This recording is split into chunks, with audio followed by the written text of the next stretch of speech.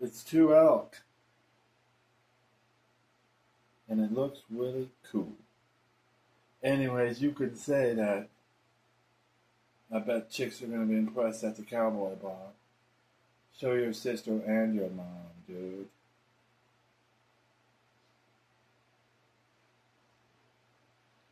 P.S. guys, I learned how to wiggle my ears the last week or so.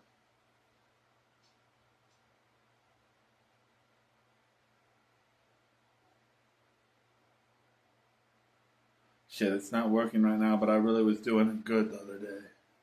I can wiggle my ears when I'm concentrating really hard, but right now when I'm trying to show off, it doesn't work.